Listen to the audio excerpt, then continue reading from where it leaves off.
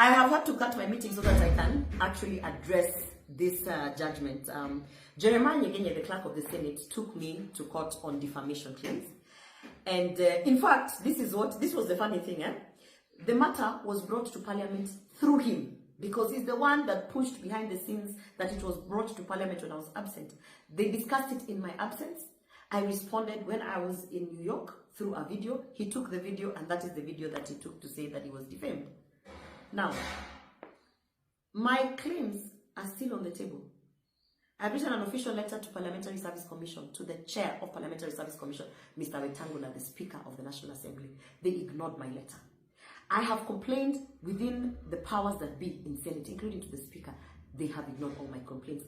I complained in the official WhatsApp group that, listen here, I think because I said I'm not going to sleep with this guy and I don't want to participate in his sexual advances, that is why I am being removed from certain trips. I'm being removed from certain legislative agenda. My bills are being put at the back. That is why I'm being targeted with unlawful and all sorts of crazy things and shenanigans, such as 6 months suspension.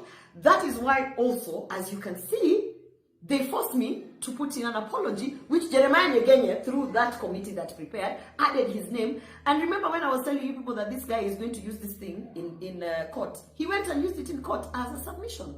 Now, I am a believer of the judicial system, and I do believe that as much as there are many legal loopholes that criminals, rapists, murderers are using to win cases, I do believe in the judicial system. That is why I have placed an appeal. I am going to appeal this judgment that has come out. I've had people saying, oh, 10 million, oh, when it rains, it pours, I don't know what. The machinery that is even being used to push this narrative is the UDA machinery that is actually supporting people like Jeremiah Nyegenye to continue with these things that they are doing in Parliament. Every single person that has worked in Parliament or has had an interaction in Parliament will tell you there is sexual harassment in Parliament. They will tell you they don't speak about it because this is what happens to you when you speak about it. So, and I mean, we are living in the times where we have seen even politicians being put on platforms and being told to turn around so that we can see your behind. This is a culture that somebody has to say no to. And I know that there's a price to pay to say no to that. And I'm willing and ready and capable to pay the price, because I was raised as a person who does not exchange sexual favors for whatever. That is not how my father raised me.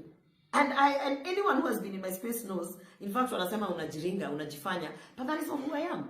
And there are many girls and many women who are finding themselves in compromising situations. You saw how Sabina Chege, actually a woman of her stature and her age, just succumbed to turning around to show her behind, because that is how the powers that be force it.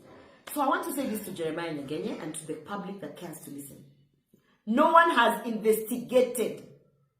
No one has investigated. Ever since I put up and said, listen guys, this guy is punishing me for saying no, not one single independent body or person has investigated and found that indeed Jeremiah Nyegenye is innocent. The only thing you have to do, even beyond investigations, as the public, why is the Senate refusing to put public the travel reports? Let Kenyans see who has been traveling, how much they have been using in the travel, how frequent they travel, who they travel with, and what that means to the taxpayers. Because the moment they put out the travel report, you will see Jeremiah Nyegenye in a plane every day with someone and someone and someone. And those are people who are playing ball. You will see the leadership of the house in a plane to wherever constantly with certain people. You will see even the Speaker of the House constantly in some travel with certain people. So, that's the basic thing. So I know there's a price to be paid, but let me tell you something. I believe that God put me in Parliament for a reason, and evil will never win. So I am appealing.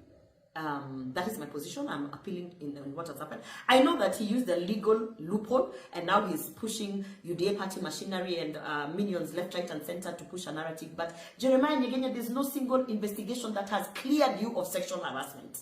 And that is the fact. And the Senate has not carried out any investigation. Do not lie to Kenyans.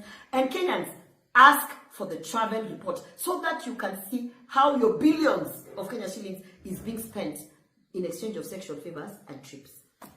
Yeah, that's what I have to say about this.